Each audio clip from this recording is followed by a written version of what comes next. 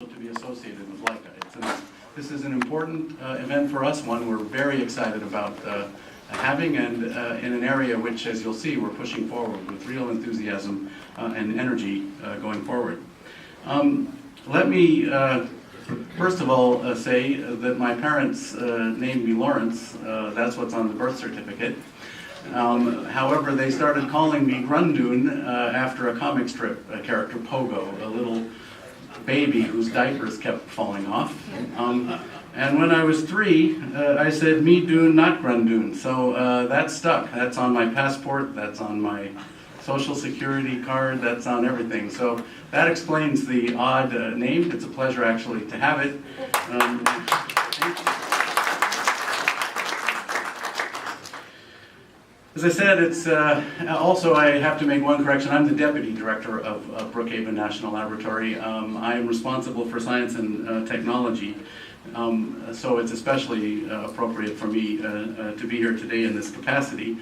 As I have been talking to people in the lobby outside, a number of you are well known to us and familiar with us, and some of you asked me forthrightly, several people, so what is Brookhaven doing here after all? What's going on here? And I'd like to address that in sort of general terms, first of all. In the broadest sense of our mission, Brookhaven's mission is nothing less than to make the world a better place. That's basically what we're about. We do that through the science and technology that we do at the lab, through the facilities that we build and the people we bring in to work on experiments there.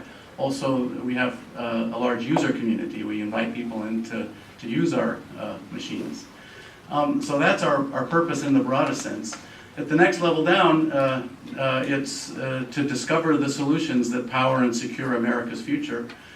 Discover is the basic science part, and for many years Brookhaven has been very strong in its basic science agenda.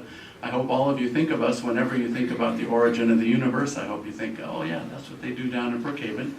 Or about solar energy, for example, the big solar farm, which is now operating and has been operating for a few months, and the basic science that goes into understanding renewable energy generally, the materials and chemical sciences that underlie that sort of thing. So discovery is a big part of the DOE's mission and also Brookhaven's mission. But if you remember that line, it's discover the solutions that power and secure America's future. In the last 5 or 10 years, the laboratory has made a very concerted effort to move in the direction of applications toward commercialization of its technologies. We're specifically interested in that as part of its mission.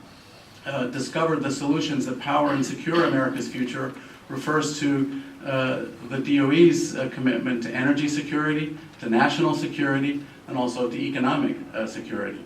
And so the DOE has always had a mission aligned to those themes, and the laboratory in the last 5 or 10 years has refocused itself. We still do basic science, we're still committed to that, but has refocused itself to looking at nearer term impact in the next few years and beyond, and in actually, where possible, carrying some of our discoveries to the marketplace.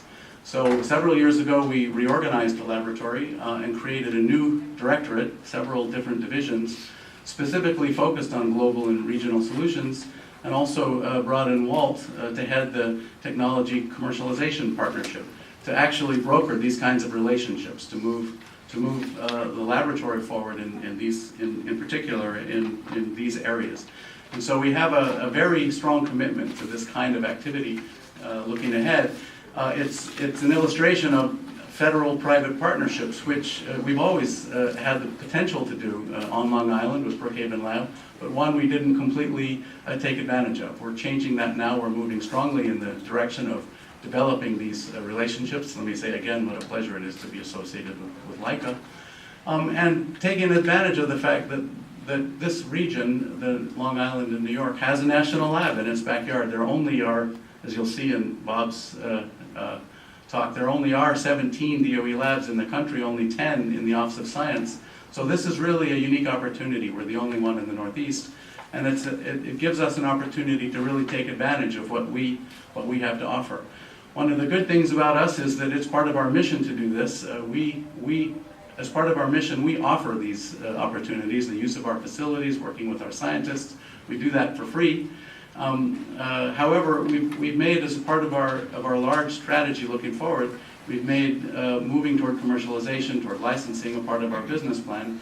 We're also interested in growing in that respect. And so these kinds of interactions, as I mentioned, are really important for us and take advantage of a unique feature of this area, Long Island in New York, in that it has a national lab that's interested in doing this, in case you've never heard that before. There are a lot of really wonderful opportunities out there. We have strong programs in energy broadly, in health broadly, national security broadly, and a bunch of other areas in particular. We're quite interested in pushing those forward. Let me just close by saying that there is a tradition of this kind of activity at the lab. We claim that we were the developers of the video game. We didn't license it, so it's a multi-zillion-dollar activity which we're responsible for, and it was enough for us, it is enough for us just to have put the ideas out there. Also FDG, the radio tracer used in various kinds of medicine. One we did trade a license is T7, and that's been very good to us over the last, that's for expressing proteins in bacteria. That's been very good to us in the last 5 or 10 years. I think all of the technologies on the agenda today have that potential. We're really excited about them. We're really excited to see all of you here. And thank you again for the opportunity. Thank you.